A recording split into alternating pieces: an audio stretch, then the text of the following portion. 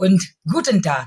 आज आपण जर्मन मधलं खूप महत्वाचं असं एक वर्ब बघणार आहोत, जे आहे जाईन, आणि त्याचा अर्थ होतो असणे किंवा इंग्रजी भाषेमध्ये टू बी. तर हे वापरायचं कसं आपण बघणार आहोत वाक्यामध्ये, ज्यासाठी आपल्याला गरजेचं आहे कॉन्जुगेशन, वर्ब कॉन्जुगेशन. म्हणजे काय, जेव्हा आपण एखादं जर्मन क्रियापद वाक्यामध्ये वापरतो तेव्हा त्याचं जो फॉर्म आहे ते आपल्याला बदलावा लागतो, त्याचं जे रूप आहे ते बदलावं लागतं.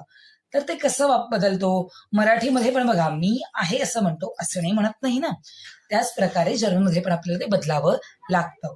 तर सर्वप्रथम आपण बघणार आहोत हे जे जाईन आहे त्याचं वर्ब कॉन्जुगेशन. तर मी सांगणार आहे, तुम्हाला ते रिपीट करायचं आहे.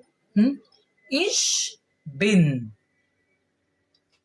du bist, er ist, sie ist, es ist, wir sind, ihr seid, sie sind, sie sind.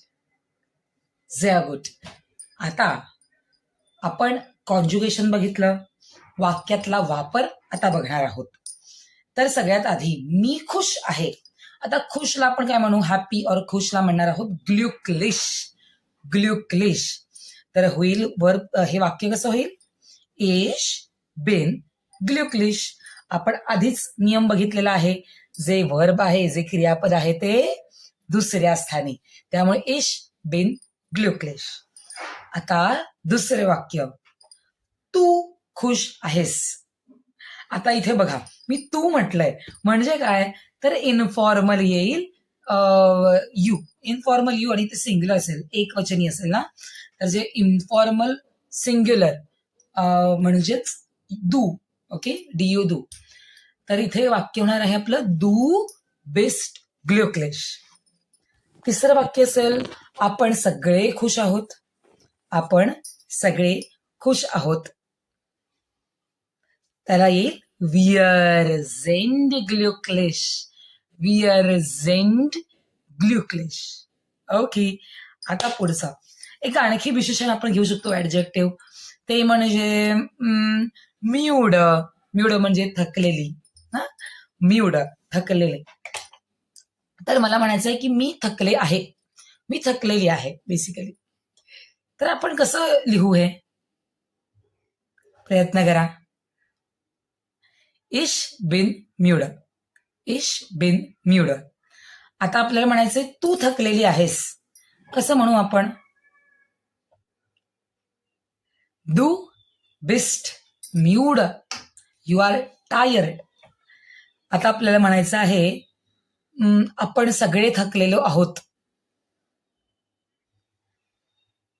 वाक्य होईल विअर झिंट म्यूड, विअर झिंट म्यूड.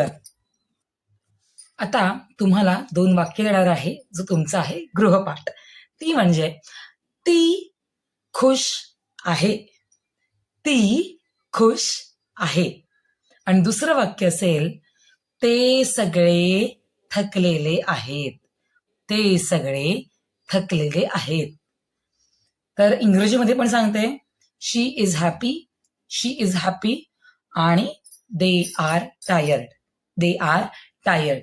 तर ही जी वाक्य आहेत 2, ती तुम्हाला जर्मनमध्ये त्याचं ट्रान्सलेशन करायचं आहे आणि कमेंट बॉक्समध्ये लिहायचं आहे.